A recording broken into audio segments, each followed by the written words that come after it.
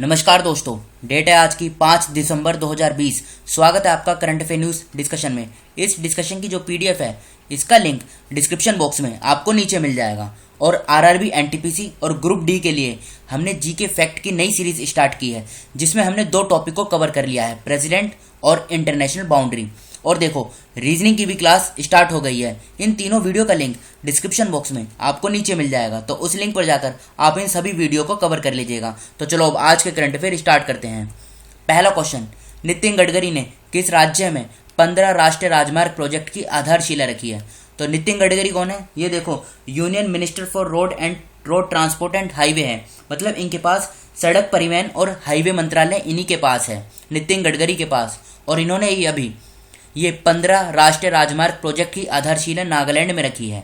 तो ए इस क्वेश्चन का सही आंसर हो जाएगा। और टोटल इस प्रोजेक्ट की जो लेंथ होगी ना, ये होगी 270 किलोमीटर, ये याद रखिएगा आप। और इसमें क्या होगा, इसमें नागालैंड की जो कैपिटल है कोहिमा, इसको फेक जिले, ये फेक जिला कहाँ पर है? ये बॉर्डर पर है, नागालैंड और म्यांमार के बॉर्डर पर है, उससे इसको जोड़ा जाएगा। अब नागालैंड की लोकेशन देखिए आप, देखो ये है म्यांमार और ये यहाँ पर है नागालैंड।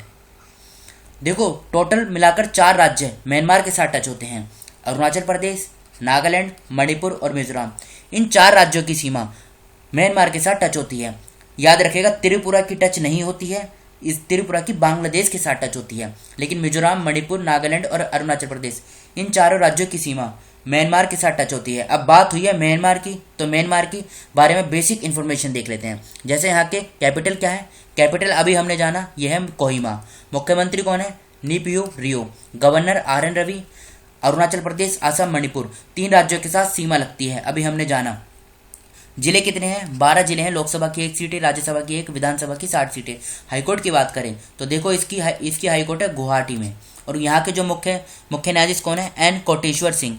याद रखेगा, कभी कभी मुख्य न्यायाधीश भी पूछ ले जाते हैं। बढ़ते हैं अगले क्वेश्चन की तरफ। भारत ने गणतंत्र दिवस समारोह 2021 में मुख्य अतिथि के रूप में किसे आमंत्रित किया है? तो इन्होंने अभी हाल ही में यूके के जो प्राइम मिनिस्टर है, नाम क्या है? नाम है बोरिस जॉनसन। इनको इनवाइट किया है रिपब्लिक डे 2021 में। तो ए इस क्वेश्चन का सही आंसर हो जाएगा। अच्छा ये बताइए, 2020 में कौन थे हम चीफ गेस्ट रिपब्लिक डे 2020 में? तो ये थे, बताइए कौन? तो ये थे जैर बोल्सोनारो। और ये जैर बोल्सोनारो ये कौन है? ये ब्राज़ील के राष्ट्रपति हैं, याद रखेगा।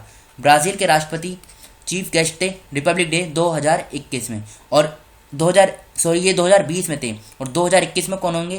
तो ये होंगे यूके के प्राइम मिनिस्टर बोरिस जॉनसन। बढ़ते हैं अगले क्वेश्चन की तरफ। राजस्व खुफिया निदेशालय यानी डीआरआई ने अपना कौन सा स्थापना दिवस मना रहा है अभी हाल ही में? तो देखो, डीआरआई मतलब डायरेक्टरेट ऑफ रेवेन्यू इंटेलिजेंस। ये एक खुफिया एजेंसी है और ये इस बार 2020 में अपना 63वां, सी इस क्वेश्चन का सही आंसर हो जाएगा, 63वां स्थापना दिवस मना रहा है। देखो अगर इसकी बात करें तो ये है क्या? ये इंडियन इंटेलिजेंस एजेंसी है। और ये क्या क्या काम करती है? देखो, स्मगलिंग वाले जो केस होते हैं ना, उन सभी को यही डील करती है। अब बात करें इसकी, तो इसकी स्थापना हुई थी कब? 4 दिसंबर 1957 को। ये डेट याद रखेगा। हेडक्वार्टर की बात करें, नई दिल्ली में इसका हेडक्वार्टर है। और डीजी कौन है, मतलब इसके डायरेक्टर जनरल कौन है? डायरेक्टर जनरल है बालेश कुमार। ये कौन है? ये आईआरएस ऑफिसर हैं। फिर से बोलता हूँ, बालेश कुमार डायरेक्टर जनरल हैं डीआरआई के, डायरेक्टरेट ऑफ रेवेन्यू इंटेलिजेंस। ये है क्या वैसे? ये इंडियन इंटेलिजेंस एजेंसी है। बढ़ते हैं अगले क्वेश्चन की तरफ। कोणार्क त्योहार किस राज्य में मनाया गया? तो ये भी हाल ही में इसका 31वां एडिशन मनाया गया। कहाँ पर? उड़ीसा में। देखो, उड़ीसा में एक जगह है कोणार्क। कोणार्क टेम्पल के बारे में आपने सुना होगा, वहीं पर इसको बनाया जाता है। उड़ीसा सरकार का जो पर्यटन विभाग है उसके द्वारा हर साल इसे इस कोणार्क मंदिर में मनाया जाता है। याद रखिएगा, कोणार्क फेस्टिवल। अब बात हुई है इसमें उड़ीसा की, तो उड़ीसा के बारे में बेसिक इन्फॉर्मेशन देख लेते हैं। देखो, कैपिटल की बात करें तो कैपिटल है इसके भुवनेश्वर। मुख्यमंत्री कौन है? नवीन पटनायक। गवर्नर गणेशी लाल। बाउंड्री की बात करें, पश्चिम बंगाल, झारखंड, छत्तीसगढ़, आंध्र प्रदेश, 4 राज्यों के साथ सीमा लगती है। 30 जिले हैं। लोकसभा की 21 सीटें, राज्यसभा की 10, विधानसभा की 147। हाईकोर्ट की बात करें, कटक में हाईकोर्ट है। और मुख्य न्यायाधीश कौन है उड़ीसा के? तो मुख्य न्यायाधीश हैं कटक हाईकोर्ट के मोहम्मद रफीक। टॉप 10 पुलिस थानों सूची में पहला स्थान पर किस राज्य का पुलिस थाना है? देखो, अभी हाल ही में पूरे देश से टॉप 10 पुलिस स्टेशनों की लिस्ट जारी की गई। अब इसमें पूछा गया है कि पहले स्थान पे किस राज्य का रहा है, तो ये रहा है मणिपुर का।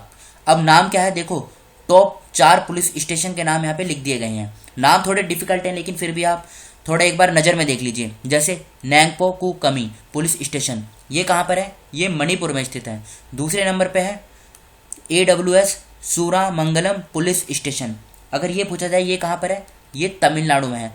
देखो ये वाला तो मणिपुर में है पहला, दूसरा तमिलनाडु में है, और तीसरा खारसंग पुलिस स्टेशन, ये कहाँ पर है, ये अरुणाचल प्रदेश में है। और चौथे नंबर पे कौन सा है, झिलमिली पुलिस स्टेशन, ये कहाँ पर है, ये छत्तीसगढ़ में है। तो शुरू में ये 4 हैं, और इसमें पूछा गया था किस राज्य का है, तो मणिपुर का है ये पहला पुलिस स्टेशन। अब बात हुई है इसमें मणिपुर की।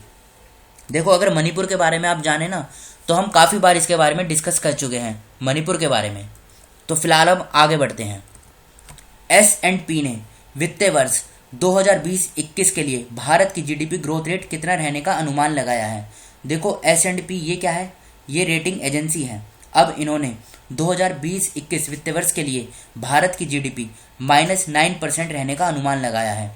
कल ही हमने डिस्कस किया था OECD, इन्होंने वित्तीय वर्ष 2020-21 के लिए भारत की GDP -9.9% रहने का अनुमान लगाया था, याद रखेगा। OECD के अनुसार -9.9% है और S&P के अनुसार -9% है। बढ़ते हैं अगले क्वेश्चन की तरफ। भारतीय नौसेना दिवस कब मनाया गया, तो देखो अभी हाल ही में ये 4 दिसंबर को मनाया गया भारतीय नौसेना दिवस, यानी इंडियन नेवी डे। अगर इंडियन नेवी से हम कुछ बेसिक इन्फॉर्मेशन देखें तो देखो इंडियन नेवी हेडक्वार्टर कहाँ पर है, हेडक्वार्टर है न्यू दिल्ली में। चेयरमैन कौन है, चेयरमैन है एडमायरल करमबीर सिंह। अब यहाँ से 2 इंपॉर्टेंट ऑपरेशन याद रखेगा। एक है ऑपरेशन समुद्र सेतु, इसको कैसे लॉन्च किया गया था, इसको मई में लॉन्च किया गया था। देखो कोविड-19 के कारण जो भारतीय विदेशों में फंस गए थे, तो उनको वापस लाने के लिए समुद्री सहायता से, मतलब समुद्री रास्ते से, उसके लिए इंडियन नेवी ने समुद्र सेतु ये कैंपेन चलाया था। दूसरा ऑपरेशन कौन सा है, ऑपरेशन वनीला। ये किसने चलाया था, देखो भारत ने मडागास्कर में साइक्लोन आया था, तो उस समय मडागास्कर की ह्यूमैनिटेरियन असिस्टेंस के लिए उन्होंने ये ऑपरेशन चलाया था। नाम क्या है, ऑपरेशन वनीला। और ये ऑपरेशन वनीला एक बार किसी एग्जाम में पूछा भी गया है अभी जल्दी में, तो याद रखेगा। इस तरीके के ऑपरेशन भी याद होने जरूरी हैं। बात करें दूसरे ऑप्शन की, 1 दिसंबर को मनाया जाता है वर्ल्ड एड्स दिवस, और इसी दिन BSF ने अपना 56वां स्थापना दिवस मनाया। 2 दिसंबर को वर्ल्ड कंप्यूटर लिटरेसी डे ये मनाया जाता है। 3 दिसंबर को क्या मनाया जाता है, इंटरनेशनल डिसेबिलिटी डे। अच्छा ये बताइए वर्ल्ड निमोनिया डे ये कब मनाया जाता है, तो देखो ये मनाया जाता है 12 नवंबर को। देखो ये हमने पहले डिस्कस किया है, इसलिए इस बार बताया जिससे आपको रिवीजन हो सके। अब बढ़ते हैं अगले क्वेश्चन की तरफ। भारत का पहला विश्व स्तरीय प्रीमियम ग्रेड पेट्रोल ऑक्टेन 100 किसने लॉन्च किया है, तो देखो ऑक्टेन क्या होता है, अगर बेसिक आपसे पूछा जाए ऑक्टेन, देखो ऑक्टेन क्या करता है, ये फ्यूल की जो स्टेबिलिटी होती है ना उसको मीजर करता है। तो अब हाल ही में IOCL ने इसको डेवलप किया है ऑक्टेन 100। नाम क्या है इसका, नाम है XP100। अगर पूछा जाए लॉन्च किसके द्वारा किया गया है, तो लॉन्च किया गया है धर्मेंद्र प्रधान जी के द्वारा। याद रखेगा, जो जिनके पास ये मंत्रालय है उन्होंने इसको लॉन्च किया है और डेवलप किया है IOCL ने। अब बात हुई है इसमें IOCL की, तो इसके बारे में देख लेते हैं। देखो इसको फाउंड किया गया था कब, 30 जून 1959 में, आज से 61 साल पहले। हेडक्वार्टर की बात करें नई दिल्ली में हेडक्वार्टर है। चेयरमैन कौन है, श्रीकांत माधव वैद, ये इसके चेयरमैन है। और देखो ये जो world class premium grade petrol octane 100 इसको लॉन्च किया गया है। मकसद क्या होगा, ये क्या करता है, ये जो पेट्रोल होता है ना उसकी लाइफ को इंश्योर मतलब बढ़ाता है, जिससे वो सेफ हो सके और जो पोल्यूशन होता है उसको कम एमिट करें। ये इसका मेन मकसद होता है, और इसे डेवलप किसके द्वारा किया गया है, IOCL के द्वारा। बढ़ते हैं अगले क्वेश्चन की तरफ। न्यूजीलैंड ने जलवायु आपातकाल की घोषणा के साथ कब तक कार्बन मुक्त होने की घोषणा की है, तो अभी हाल ही में न्यूजीलैंड ने जलवायु आपातकाल की घोषणा के साथ 2025 तक कार्बन मुक्त होने की घोषणा की है। तो ए इस क्वेश्चन का सही आंसर हो जाएगा। अब बात हुई है न्यूजीलैंड की, कैपिटल क्या है, वेलिंगटन। प्रधानमंत्री कौन है, अभी हाल ही में बने थे इसके प्रधानमंत्री कौन, जैकिंडा एर्डन। करेंसी क्या है, न्यूजीलैंड डॉलर। अब यहाँ से 2 पॉइंट आप याद रखेगा। देखो एक तो डॉक्टर गौरव शर्मा, ये कौन है, इन्होंने अभी हाल ही में संस्कृत में शपथ लेकर, ये भारतीय मूल के सांसद हैं और इन्होंने संस्कृत में शपथ लेकर एक इतिहास रचा है। दूसरे नंबर पे प्रियंका राधा कृष्णा। प्रियंका राधा कृष्णा ये केरला से हैं और इन्होंने न्यूजीलैंड में ये पहली महिला बनी है भारतीय मूल की जो मंत्री बनी है न्यूजीलैंड की कैबिनेट में। तो ये तो बात करी हमने इस क्वेश्चन के बारे में, ए इस क्वेश्चन का सही आंसर है। बढ़ते हैं अगले क्वेश्चन की तरफ। यूएस एयर क्वालिटी इंडेक्स के अनुसार सबसे ज़्यादा प्रदूषित शहर कौन सा है? तो देखो इसके अनुसार पंजाब का लाहौर पहले नंबर पे है, नई दिल्ली दूसरे नंबर पे है, तीसरे नंबर पे नेपाल का काठमांडू। ये तीनों आप याद रखिएगा, पहले पे पाकिस्तान का लाहौर, दूसरे पे भारत का नई दिल्ली और तीसरे पे नेपाल का काठमांडू। कम से कम शुरू के टॉप 3 तो आपको याद होने जरूरी हैं। तो ये था हमारे आज के डिस्कशन का लास्ट क्वेश्चन। फिलहाल इस डिस्कशन को हम यहीं पर रोकते हैं। जो स्टूडेंट फर्स्ट टाइम चैनल पर विजिट कर रहे हैं वो इस चैनल को सब्सक्राइब कर लीजिए, जिससे नई वीडियो अपलोड होते ही उसका नोटिफिकेशन सबसे पहले आपको मिल सके। तो फिलहाल इस डिस्कशन में इतना ही। Thank you.